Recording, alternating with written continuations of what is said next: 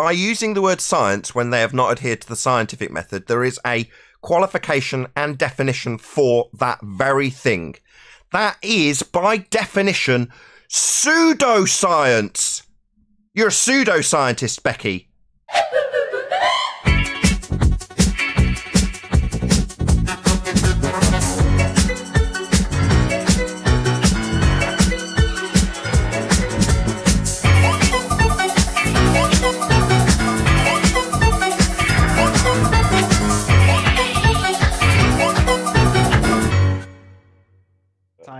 Any single viable hypothesis from any of the fields of astronomy, cosmology, or astrophysics? Not yet. Seat of the pants. Not ever. Well, not yet is technically not ever either. So, shout out to Cleary. Well, this is a good segue. Can you go to Master B? I can do, but I'm just going to do a quick shout out only because I watched this. So shout out to Cleary. He says, I flat smacked my mum. Lol. He did. And I've got to be honest, if you read my comment, Cleary, I was like, don't do it, don't. Oh, he's already done it. Oh. So check it out, Cleary. Thank you very much for the super chat. So Master B, yeah, I'm there. All right. Well, Bev bought Dr. Becky's book, and it says Space, 10 Things You Should Know. 14 billion years for people short on time. Interesting. Oh, so it got on sale, and if you go to the first page of the preface, it starts right there. The wondrous thing about science is that nobody knows the right answer. But now, why would you ever buy this book if that's the preface? That's her opener. Are you having me on? Yeah. Should we dwell on this for a bit? Just read it. Hold on. She's telling you. Go ahead, Nathan. Go ahead. No, you go ahead. No, I was just gonna say, so wow, the opening gambit is everything in here is gonna be nonsense because we can't know anything with science. Okay, so this is the preface from Dr. Becky. It's worth the read. It's very short. I put all of it there. But go to the last slide.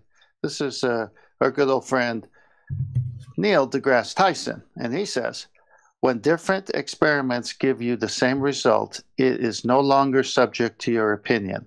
That's the good thing about science. It's true whether or not you believe in it. That's why it works. Those two have some problems to work out. Right, should we correct Dr. Becky? Sure. Well, it's not the most outrageous thing she said, you know? Hold on. I think it was very smart what she said. What's the name of the book? Made an error. What was the name of it? She's made an error on Space. 10 things you should know. Made an error on the second things word. you should know about the second law of thermodynamics violation. Copy that. What she said there completely exonerates her from everything. What she said there means that, like, oh, well, you know as much as I do because it's all a big mystery. That's basically what she said. And that way, so she can't be held to task on anything she's wrong. Oh, yes, she can. Yes, she can, and she will when I get a pause in this conversation. Yeah, okay, she can. And she will be. Right here, Have right at now. it, Nathan. Okay, couple of things. Second word, wondrous. No. Science is an empirical method. It takes the wondering out of it. That's the point. It's an empirical method, Becky. I hesitate to call you doctor. So from now on, like Professor Phil Bell, just Phil. So, Becky, wondrous, no. Empirical, yes. Wrong in the second word. Science, that would be the establishment of cause and effect based on a hypothesis. That would be your presumption of a cause for a phenomena you observed in nature, yet to be validated. It will be validated upon experimentation. That would be you varying and manipulating the thing you think causes the effect to establish if it does or does not cause the effect. If it does, you have empirically, no wondering anymore, Becky, no wondering at all, empirically validated that which you assumed caused the effect as the cause of the effect. Science is empirical. If it wasn't, nobody would do it. Now, unfortunately, Becky's a pretender clown, a muppet, a pseudoscientist who hasn't got the vaguest clue what science actually is. She thinks it's wondrous. Well, I'm telling her it's empirical. You complete clown. Well, she also stated a while ago, in a very curious moment, that she figured out that everything contradicts everything, but that's a good thing. Remember that? It gets better, Arwen. The second paragraph starts with, science is all about posing the questions to which nobody knows the answers yet. Wondrous. No, science is about... Don't forget, though, this is what astronomers do. They vary location, which means I can go over here and re-observe something at a different location, and I can wait for the clock to change in a different position, and I'm manipulating and varying stuff. Come on now. You guys don't understand this? I'd just like to say, what I said about her being smart about what she said, what I meant by that is that, obviously Nathan is correct, but what I meant by that is that any claim she makes about the sky, if she's disproven on it, she's already exonerated herself. No, she hasn't. All she's done is declared her misapprehensions about what she thinks science is. Science is all about posing the question to which... I can't read, that's too dark. Nobody knows the answer yet. Convincing people... Again, no. There's no convincing required if you have empirical scientific evidence. You don't need conviction when you've got empirical data. Your conviction's irrelevant, Becky. Convincing people that there is a right answer, well, if you've got experimental validity, you have an empirical cause.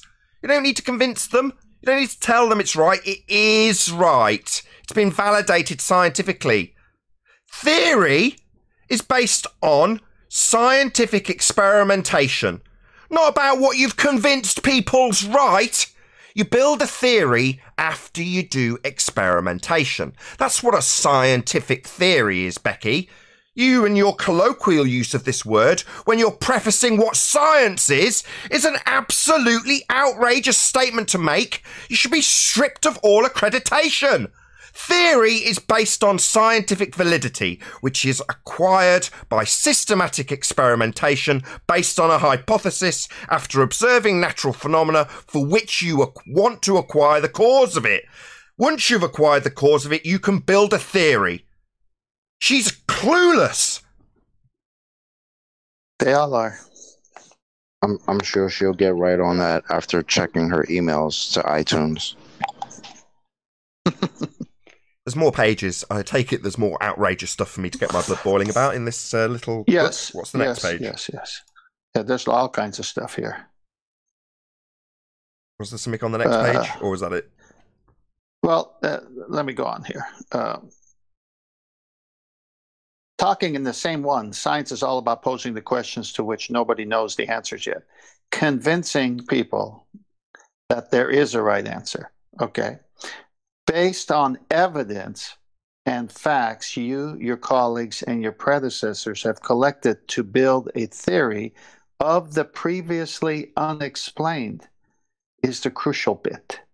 This means that science moves quickly, with theories maturing and sometimes even boomeranging as more evidence comes to light. Boomerang. Okay, so evidence in the scientific community does not just come to light. It doesn't come from discussion, peer review, or the opinions of people who think, like Becky, they are scientists. They certainly don't move quickly. The only time they move quickly is when you validate that which you assumed is your cause as the cause. Then they happen instantaneously because you've validated that which you assumed. However, it still requires systematic experimentation to validate that which has been validated in your experiment. So it requires other people to follow in your footsteps, do as you have done with your experiment, and validate the cause as the cause. That's not a quick process. Far from it. Now, if you're making up stories and sitting around monitoring your iTunes and email claiming to be doing science, you can discuss something about the sky, come up with a story in no time, and call it science. It isn't. The process, however, is an empirical process you can utilise to form theory if you have scientific validity to that which you have validated with experiments. Moving on. Yeah, well, let me keep reading because it gets good. I therefore might have misled you, reader, by saying the theories and facts outlined in this book are the 10 things you should know about space. They are all considered successes now, but who knows how they shall be perceived in 50 years.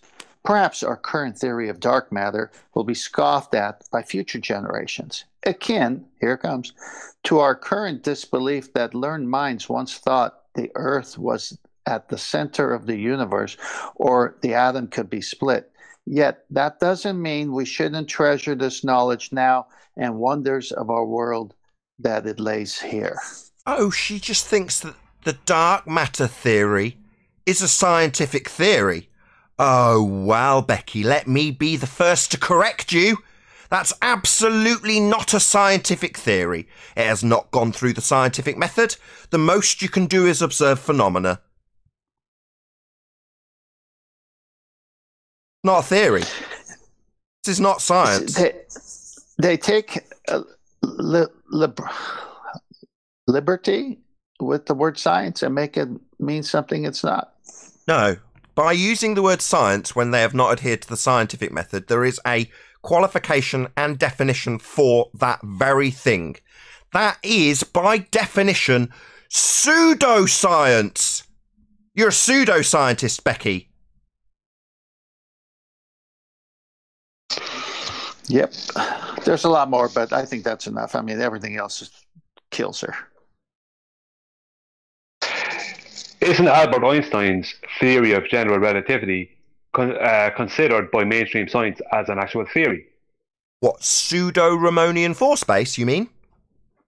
I'm just saying it, throwing the cat amongst the pigeons, because it is, and that's the problem.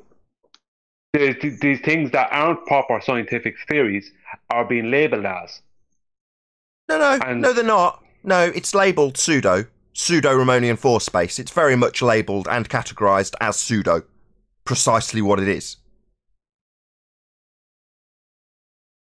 But if you're somebody on the outside who doesn't know much about science, and you're told that Albert Einstein's theory of general relativity is a scientific theory, you're not going to know any difference between that and something that is validated.